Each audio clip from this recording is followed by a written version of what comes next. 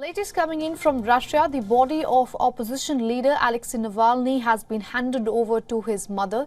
The news of his death came at a time when the country is in the middle of full-scale war and the presidential election that is due next month.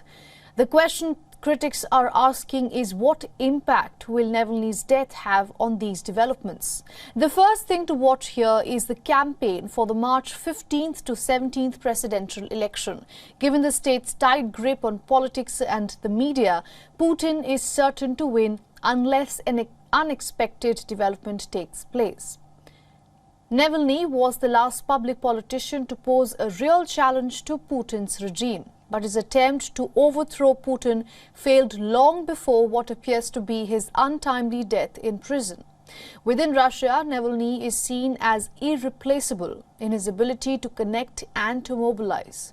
Most of his allies are now in exile, and the Kremlin's stranglehold on the digital public square tighter than ever. Even with thousands of Russians gathered at Navalny's memorial, authorities detained scores of people as they sought to suppress any major outpouring of sympathy for Putin's fiercest foe. Earlier, Russians on social media said that officials do not want to return Navalny's body to his family because they fear a public show of support for Navalny. The Putin critic was able to reach the hearts and minds of young people, which might disappear now. It seems as if Russian opposition has no leader, no focal point to unite behind, no force to represent it, no voice to speak on its behalf. Now here are Putin's early oppositions. Alexander Litvinenko died of poisoning in the year 2006. Anna Politkovskaya was shot dead in 2006. Boris Berezovsky committed suicide in 2013. And Boris Nemtsov was killed in a shooting in the year 2015. Boris Nadezhdin, the only would-be candidate who is a critic of the war against Ukraine, was barred from the ballot this month for this year's presidential elections.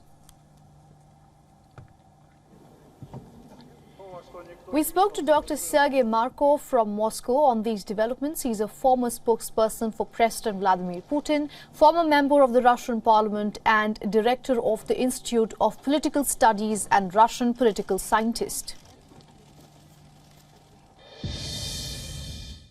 Of Vladimir Putin, because he has, according to sociology, 75% of support, and for the denying of legitimacy of presidential power in Russia.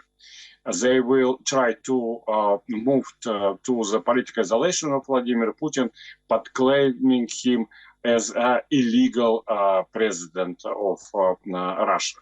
So it's main political causes for this. So the death of Alexei Navalny was clearly benefits to the Western leaders, to the President of the United States, Joe Biden, and leaders of European Union.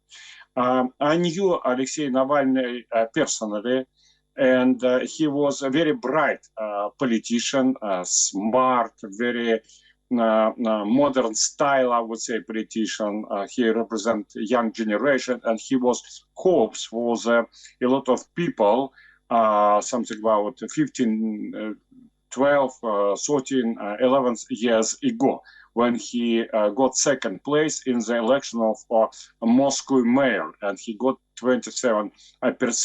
But 10 years ago, Alexei Navalny killed himself as political leader because Navalny denied to support a decision of Crimean people to leave Ukraine, where the power had been taken by neo-fascist junta, and Crimean people decided to rejoin with Russia.